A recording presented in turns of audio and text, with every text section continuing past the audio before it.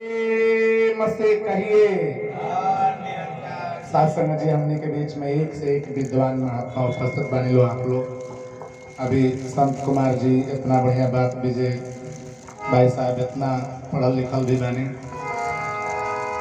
अध्यापक भी वहाँ के हैं और हमने के प्रिंसिपल साहब बैठले बने शासन जी। तो दास तो आप लोग से सामने कुछ नहीं कि आप सब एक से ग्रंथ बैठल बने। दास भोजपुरी में बस इतनी जाने ला कि जहाँ से विज्ञान खत्म होला वही से हमने का अध्यात्म चालू होला। प्यार से कहिए, जहाँ ले अपन सोच समझ जब खत्म हो जाइए वही से प्रभु का सदगुरु का सोच वही से चालू होला। शासन आई ऐसा एगो गीत के आदेश आइल बा महात्मा जी के सुना दी। एक बाद निर्गुणवा दू लाइन में जोड़ब हुजूर कनी के हमरो समय ले ले वहां के कहनी शासन जी कल जला गुरु मेहरबान तो केहू पालवा। तो शासन जी गुरु के कृपा बा के दास इतना दूर से आप लोग बोले नहीं लोग सुतदारा और लक्ष्मी पापी के भी हो संत समागम हरि कथा तुलसी दुर्लभ दो। वो गीत के आदेश आयल बा बहुत पहले जिला में आयल तो गौले रहने कि आखिर के बा भगवान कलम के तार हम केस पका दे तो इंसान कलश के करे काम डाई कर ले करिए कर ले।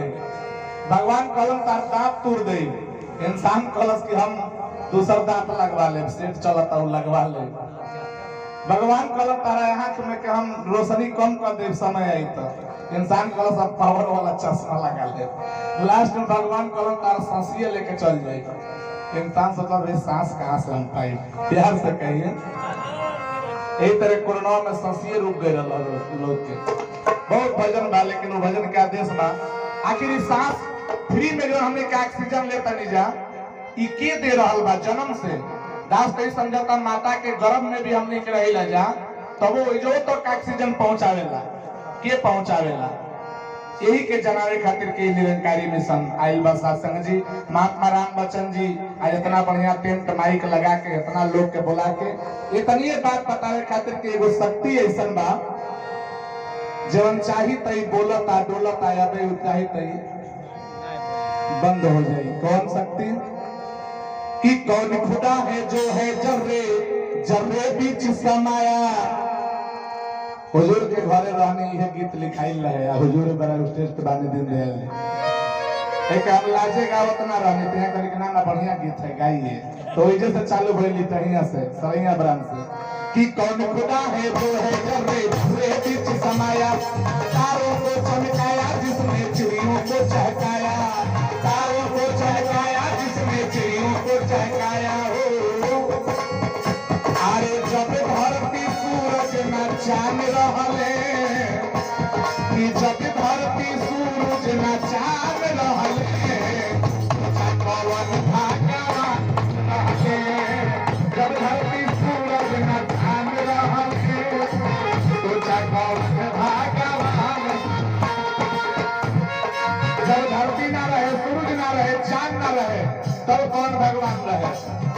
ये बड़ा काम के अपने भगवान बना लेता नहीं जाए। एगो नया गीत बोले बनी हुजूर एकरो से नया लोगवा भर में भूलाइल बाटे भूत के बिना रे सबूत के।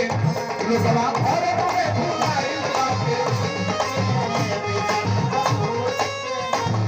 ऐसा इंसान हो गइल बा अपने बनावे अपने भोगवा लगावेला प्रभु के बनावल मूर्ति मानो दुर्गुरावेला।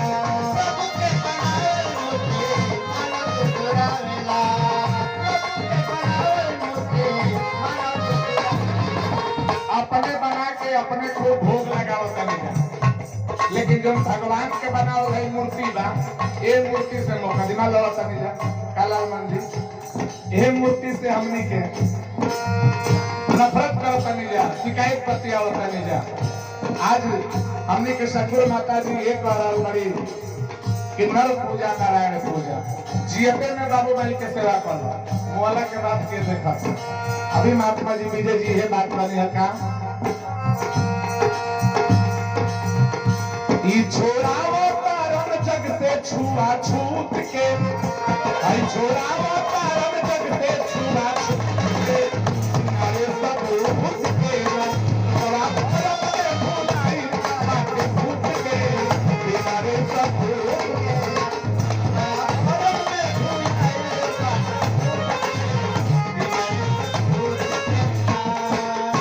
अल्लाह बरैले गजबई इंसान हो, इंसान बात है खुदा भगवान हो, इंसान बात है खुदा भगवान हो, इंसान बात है खुदा भगवान।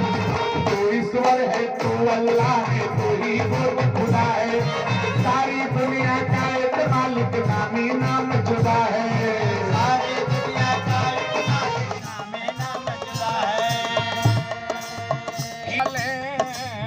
गीता ना बाय